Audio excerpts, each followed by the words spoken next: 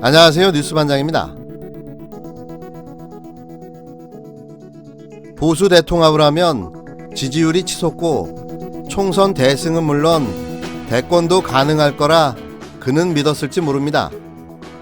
하지만 보수의 보자만 들어가도 같은 세력이 아니더라도 묻지도 따지지도 않고 주워 모아 섞어 짬뽕 대통합을 시켜놨지만 기대했던 지지율은 오히려 더 떨어지고 말았는데요. 또 거기에 엎친 데 덮친 격으로 그가 바라고 주장한 대로 우한 코로나 바이러스는 창궐했고 이 모든 탓을 문재인 정부에게 돌리며 그렇게 공격하고 공격했건만 돌아온 건 반대로 또다시 지지율 하락과 사이비 신천지와의 커넥션 정황, 그리고 자신의 정당 소속 지자체장들의 무능함만 부각되니 황당함을 넘어 황량함과 절망감을 느꼈던 거죠. 그래서 그랬을까요? 그는 느닷없이 대구를 찾았습니다. 이 상태로 가다가는 총선 승리와 대선은 고사하고 국회의원 뺏지도 못할 거라는 우려 때문이었던 거죠.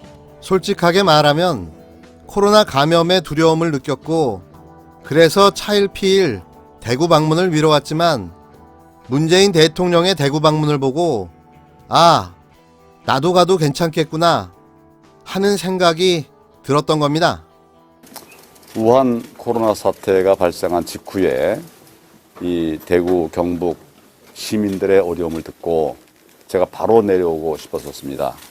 그런데 오히려 제가 내려오는 것이 이 지역에서 대처하시는 분들에게 불편을 드리고 또 부담을 드릴 수도 있겠다 하는 의견도 있고 또 그런 판단이 있어서 기다리다가 오늘 오게 되었습니다.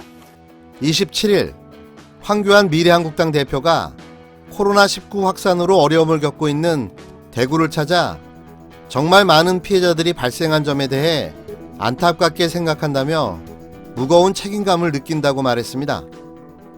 그러면서 대구 경북 시민들과 소상공인, 자영업자들 모두 말할 수 없는 고통 속에 살고 계시는데 우리나라가 할 수 있는 것들은 다 해야 한다며 정부의 추경 편성에 적극 협조하겠다는 뜻을 밝혔는데요.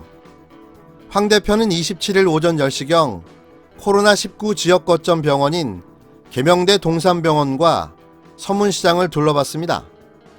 이후 대구시청에서 권영진 대구시장을 만나 현황을 듣고 지원 대책 등을 논의했는데요.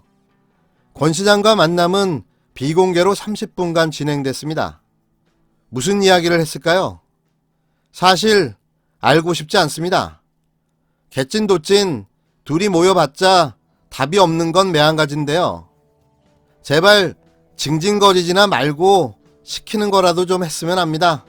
비공개 만남이 끝난 후 황 대표는 기자들을 만나 코로나 발생 직후 대구 경북 시민들의 어려움을 듣고 바로 내려오고 싶었다면서 그런데 내려오는 게 대처하시는 분들께 불편을 드리고 부담을 드릴 수 있다는 의견과 판단이 있어서 기다리다 오늘 오게 됐다고 말했습니다.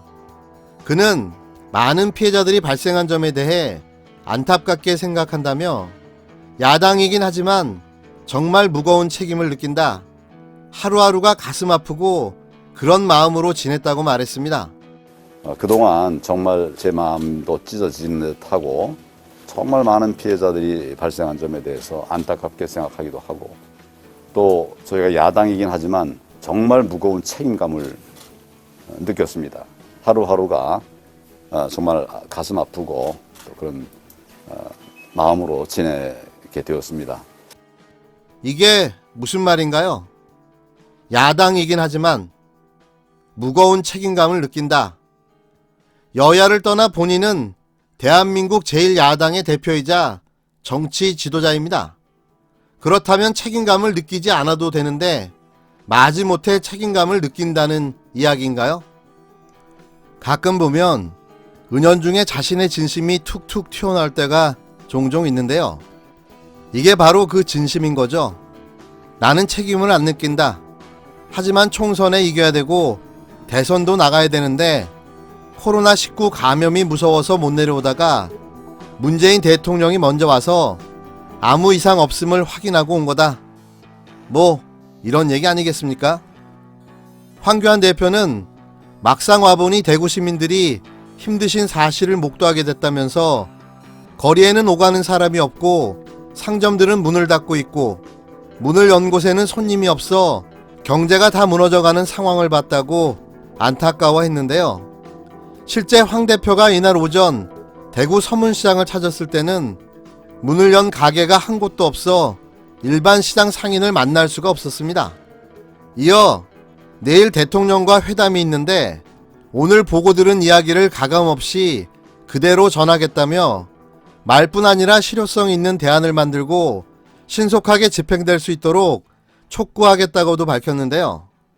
또 반드시 대구 경북의 어려움이 조속한 시일 내에 극복되고 정상화될 수 있도록 모든 노력을 당 차원에서 기울이겠다고 약속했습니다.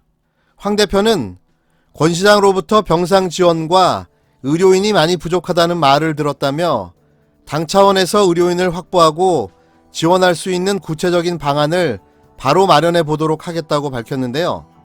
또 정부의 추경 편성에 대해 필요한 추경은 충분히 이루어져야 한다는 게 기본 입장이라며 추경이 필요하면 추경, 예비비가 필요하면 예비비, 이런 모든 수단을 다 동원해야 한다는 게 제 생각이라고 강조했습니다.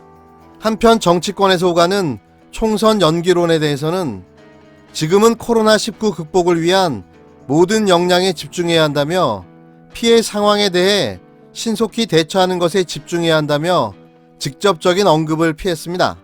우한 폐렴을 빌미 삼아서 또다시 혈세를 쏟아부을 생각이라면 당장 접으십시오. 어떤 특정 집단에 대한 대책이라기보다도 이 우한 코로나 사태는 지금 전국적인 사태가 되어 있습니다. 다른 사람에게 책임을 저희가 떼밀어서는 안 됩니다. 당 대표가 된 지 1주년이라는 말씀들을 하십니다만은 저의 시계에는 이 망가져가는 나라 어떻게 살릴 것인가에 관한 시안만 있습니다.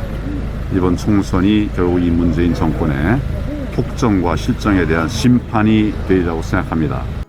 끝까지 코로나19를 우한 코로나로 지칭하는 황교안.